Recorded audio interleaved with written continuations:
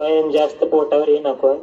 बरोबर हृदयाजवळ हाताची परिपूर्ण अवस्था, परफेक्ट पोझिशन, प्रेयर पोझिशन, सनसलिटेशन. पहिला अभ्यास प्रणामासन ही स्थिती. ह्याच्यामध्ये प्रार्थना घेतो आपण. प्रार्थना ऐकायची तुम्ही. प्रार्थना बीजमंत्र सूर्य प्रार्थना. ओम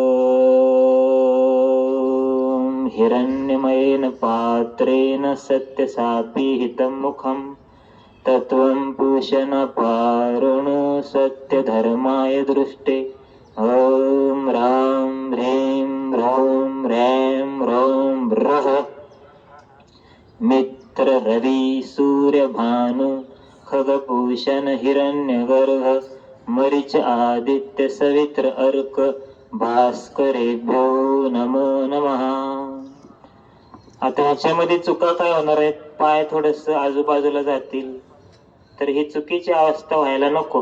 पाय जोडलेले पाहिजे, हात बरोबर हृदयाजवळ पाहिजे, सरळ नजर समोर पाहिजे, परिपूर्ण अवस्था प्रणामासन. त्यानंतर येते हस्त उत्थानासन, हँड टू एअर पोज. बरोबर एक अवस्था शरीराची झाली पाहिजे. हात जास्त बाजूला नको आहेत, असे विलग समोर किंवा असे मागे पुढे नको आहेत. बरोबर एक अवस्था. किंवा मान जास्त मागे नको आहे, अशी नको, ही चुकीची होईल. दंड कानाला बरोबर चिकटलेले, एक जास्त खाली नाही जायचं, एक स्थिर अवस्था. Perfect position, sun salutation, hand to air position ही अवस्था. पाय जुळलेले पाहिजे. Hand to foot pose. या आदर्श अवस्थेमध्ये कपाळ गुडघ्याला लागलं पाहिजे असं. हा अभ्यास होण्यासाठी अनेक दिवस जातात, म्हणून आपण लवकर याचा सराव सुरू करायचा आहे. आणि पूर्ण आदर्श अवस्था अशी आहे. थोडीशी मान पुढे राहिली तरी अवस्था बिघडते. परिपूर्ण अवस्था ही चुकीची अवस्था होते. रोज सराव केला तर तुमचं कपाळ, आता रोजचा सराव आहे, अनेक वर्ष अभ्यास आहे, त्याच्यामुळं कपाळ सहज गुडघ्याला टेकलं जातंय.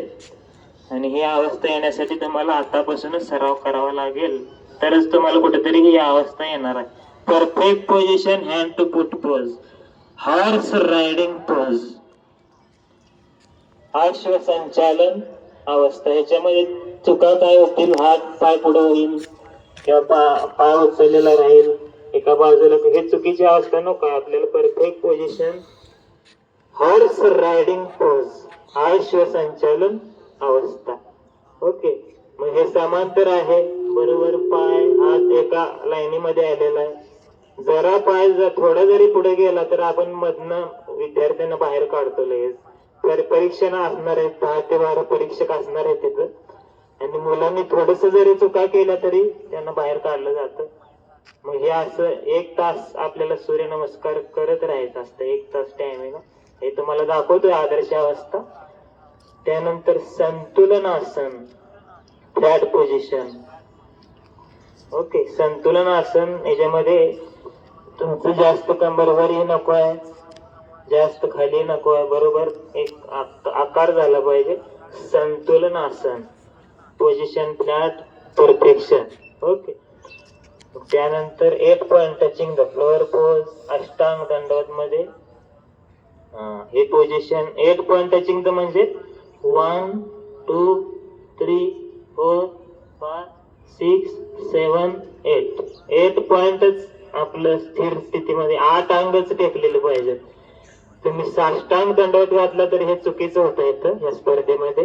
तुम्हाला 8 point touching the floor position परफेक्टच करावं लागेल, तरच तुम्हाला स्पर्धेमध्ये नंबर प्रथम द्वितीय आणि तृतीय पारितोषिक मिळेल. Cobra pose, next position. ह्याच्यामध्ये गुडघे उचललेले आहेत, पूर्ण भार, परफेक्ट पोझिशन.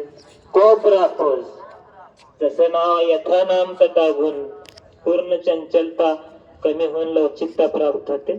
ह्याच्यामध्ये जर तुमचे गुडघे टेकवले तर चुकीची अवस्था होते, ही चुकीची अवस्था आहे. आणि असं करायचं नाही आपल्याला. आणि गुडघे उचलून बरोबर एक स्थिर अवस्था, अशी कोबरा पोज दिसली पाहिजे. आणि रोज सराव केला तर तुम्हाला ही अवस्था प्राप्त होते. त्यानंतर माउंटन पोज, पर्वतासन. ह्याच्यामध्ये टाचा टेकलेली पाहिजे, मान आत खेचलेली पाहिजे. थोडेसे जरी टाचा उचलले तरी आपल्याला पुढे जाता येणार नाही स्पर्धेमध्ये. अर्ध्या तासानंतर स्पर्धेला बारकाईने बघून स्पर्धा ठरली जाते आणि ह्या पोझिशन मध्ये तुमची अवस्था ही परिपूर्ण आली पाहिजे. त्यानंतर horse riding pose, hand to foot pose, hand to air pose, prayer pose.